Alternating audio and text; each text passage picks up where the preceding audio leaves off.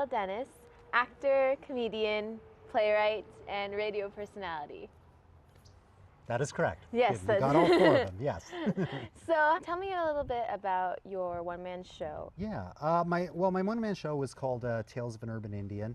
It's kind of a semi-autobiographical piece.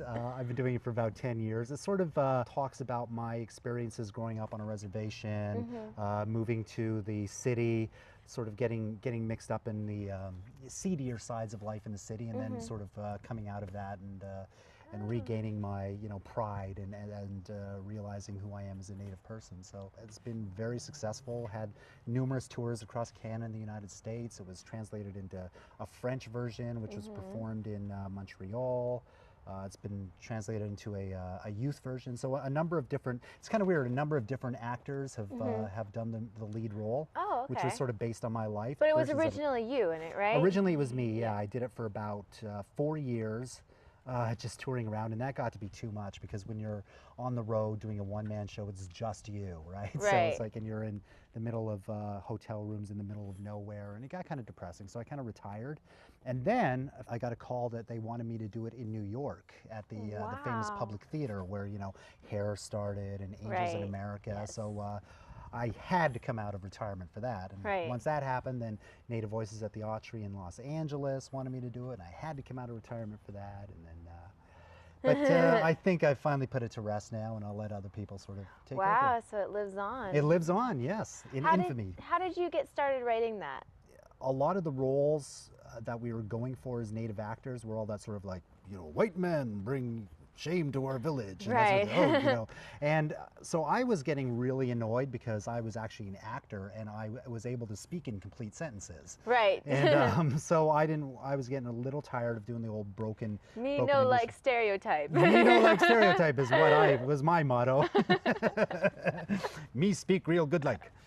So I got really annoyed doing that. So I said, well, I could either hang around and complain about it, or I can write my own projects that sort of showed my experiences and my my knowledge of the real Native experience. So I started writing that, and one of the first things I wrote got produced. It was a play that I didn't perform in. When that got produced, people started approaching me to write more and more stuff, and I decided, yeah, I'm going to branch off, and I thought my life story is kind of interesting, and I think it relates to a lot of people, so I thought I'd write that. And the original draft I wrote was almost like 4 hours long, so it was a long process of editing it down and stuff, because as exciting as I think my life is, I'm sure nobody would think 4 hours worth of my life is that exciting. Sitting in the audience. Yeah, exactly. Would he just shut up? My God, is he still talking? So what age era did it start at? It started actually from before I was born. Wow, okay. Yeah, and I played something like 40 characters. So I played like my mother, my father, who went to Wounded Knee back in the 70s and got involved in the American Indian movement. Played my grandmother is a big part in there. Ex-girlfriends, guys I had fights with, my best buddies. So it was this crazy sort of, I don't know, it's just a multiple personality sort of thing. And it's really fast-paced. And when you first started performing this, did it get too emotional, recalling all these past memories? Yeah, I mean, there was stuff like I'm talking about suicides and the death of family members and that sort of thing. So yeah, I mean, that was another reason why I had to sort of retire from it. It got exhausting. Because when you're acting, you can say, well, this is not my reality, but in your case, it is. Right. Yeah. That would have been overwhelming for a lot of people. Yeah, and the hard part was when the plays did tours, we went to out west in British Columbia where I'm from, and then I'd be like doing this play for family members who would come see the show, and I'd be backstage like, oh, I never thought of that, like the actual people that I grew up with are actually coming to see this play, and now I'm talking like my dad's in the audience and I'm doing him as a character, my mom's in the audience, and ex-girlfriends I had that I'm talking about, Wait. Yeah, exactly. Wait a second. And you could hear them in the audience because it was such an intimate space. You could hear them, like my mom's like, oh, that's me. Oh, I don't do that. And my dad, when he came, because I'm doing pretty, it's like a lot of my writing is pretty comical. I mean, we Right. talk about dark stuff, but I mean, like, you know, as is the way of Native people, you know, the darkest stuff is usually when we laugh the most, right? Right. So that's the sort of thing. So it would be like I could see my dad in the audience, and I would be doing my version of my character, my dad, and I could see all, like, the entire reservation is there in the audience, and they're all looking at my dad to see his reaction and stuff. It's like, oh man, this is How not did good. he react, may I He had a ask? good sense of humor about it. I mean, Oh. you know, we've gone through our stuff, and you know, Yeah. come to terms, you know, before he passed away, and so it was yeah, it was good. I mean, he was laughing. My dad's the sort of guy, when anytime you're talking about him, it doesn't matter. He's like, that's me. I think that's probably where I got it from. Yeah, I was just about Yeah. to say. Yeah. Like, that reminds me of someone. Yeah, exactly. Everyone's paying attention to me. You know. Life is good. So, I heard you were just in South Dakota doing another playwriting. Yeah, I had the great opportunity to travel to the Pine Ridge Reservation to teach playwriting, which they're trying to get. They're trying to get a lot more arts involved in the schools and for the community. So I got to go to the Red Cloud Indian School and got a group there who were, you know, interested. And it was really interesting because the first day we were there, we kind of went through all the classes and sort of pitched what we were doing and said, hey guys, come and, you know, check this out. We're doing playwriting. This is what's going to happen.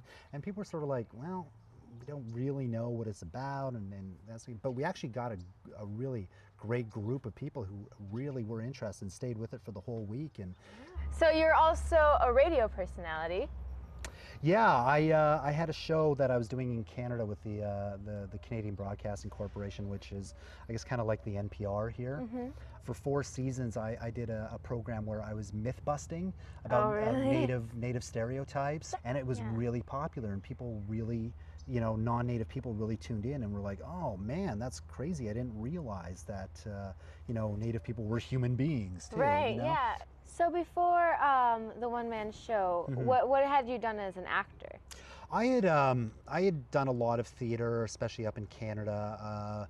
Done a lot of film and television. I would do, you know, whatever sort of U.S. shows would come into town. I would, you know, get cast in that. So, like I said, I mean, it was a lot of the stuff that they were casting natives for was a lot Right. of that buckskin sort of, you know. I mean, always shirtless and wrestling around. It was just the same. It was the same script all Right. the time, right? It was like. Exactly. It was a white guy comes to a native village, shows us how to do stuff, and then runs away with the Indian maiden who. You know, loves it. Right. So it was the same script, you know, pretty much every time. So That's been the same script since like the late 40s. it pretty much has, yeah. I mean, and I would love to say it's changed since then, but I mean, we still have a lot of ways to go. I mean, I was in this one film where there was like this this native kid who was dying, and then this white teenager comes in and like saves the day by operating on him because the natives had no knowledge of medicine or how to cure their own. And it was like, oh, thank you, white man, for saving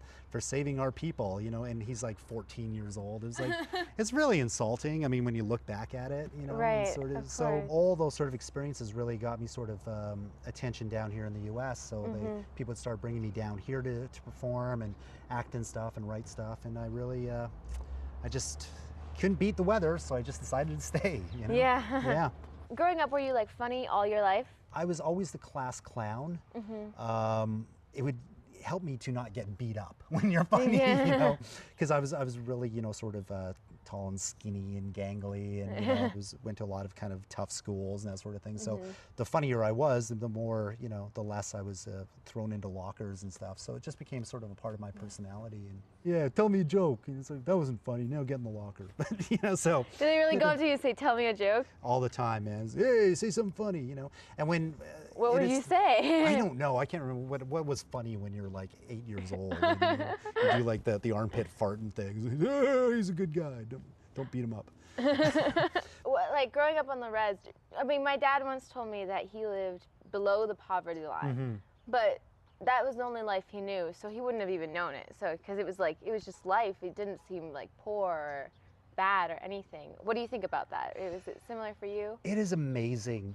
You know, now that I haven't really thought about it like that, but yeah, it's amazing. We were way below the poverty line, and it's amazing how you just make do. Right. And you know, when there, because you're on a res and it's a close-knit res, you sort of rely on everybody. There's always people around and there's family and that sort of thing. So if you were, you know, there were times I'd go to the fridge and there'd be like a loaf of moldy bread and maybe some, you know, mayonnaise. It's like, okay, well, let's go to my auntie's house and maybe she'll have some Spam or whatever, you know, or whatever it is, you know. And so you never really go without, but it's amazing just how little you really need. We never starved. There was always somebody who would look after us, you know, or help us out. But we were dirt poor, and we laughed a lot and we had a great time. Of course, I mean, there was, you know, problems. It's a res, you know, so we didn't need toys, you know. We'd go outdoors, and that was what we did for fun. I mean, one of our favorite games was war, where we'd pick up a stick and run around the country, you know, the hillside, and like go bang, bang, bang, and that was our toy. You know, we didn't have Xbox, we didn't have that sort of thing. We actually went outside. So, listen to me. We went to school 3 miles uphill both ways. But no, I'm just trying to say, it makes me sound really, really old, right? But I mean. But that's what we did. I mean, because we didn't have money for that sort of stuff. It has been lovely chatting with you. It's been great chatting with you as well, too. All right, Darrell Dennis, everyone.